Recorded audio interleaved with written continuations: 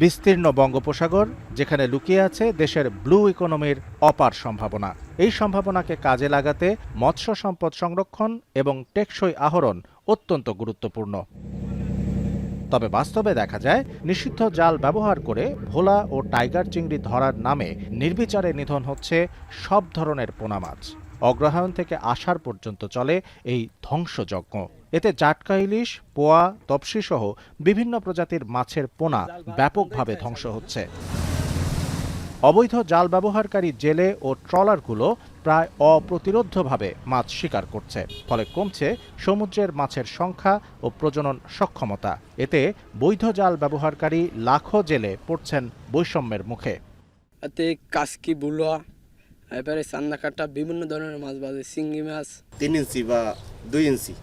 তো ওই মাছগুলো আবার মারিয়ে ফেলাই দেয় হারা সাগরে মাছগুলো ভাসে, ইলিশ মাছের ছাও। জালটা অবৈধ, কিন্তু ধরা তো মাছটা কোনো অবৈধ না। মাছটা হলে যে আনতে মাছটা, সেই মাছটাই ওঠে। বাধা জালের জন্য মাছ কম পাইতেছি আমরা। এটি দেখা গেছে যদি না থাকলে তো ছোট ছোট মাছগুলো মায়ের পড়তে আসে না।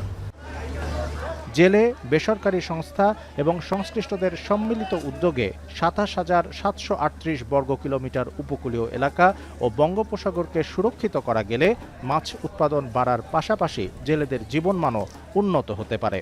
সমুদ্রের যে বটম ট্রলিং মানে নিষিদ্ধ জাল, এগুলো সম্পর্কে ব্যাপক প্রচারণা এবং প্রচার চলতেছে, যেন হচ্ছে যে সমুদ্রে এই বটম ট্রলিংটা বন্ধ হয়, নিষিদ্ধ জাল বন্ধ হয়, সমুদ্রের মাছ যেন বৃদ্ধি পায়।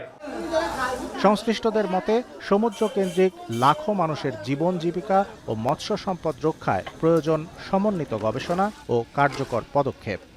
ছোট ছোট মাছ, সেগুলোকে ধরার জন্য বৈধ অনুমোদিত জাল আমাদের জেলেদেরকে দিতে হবে, যাতে তারা সেগুলো ধরতেও পারে এবং জীববৈচিত্র্য যাতে সেখানে ধ্বংসপ্রাপ্ত না হয়। তাছাড়া এখানে সময় নির্ধারণ, কোন গভীরতায় তারা এই জালটাকে ব্যবহার করবে সেটাকে নির্ধারণ করা এবং এলাকা নির্ধারণ করেও আমরা আসলে প্রজাতিগুলোকে রক্ষা করতে পারি।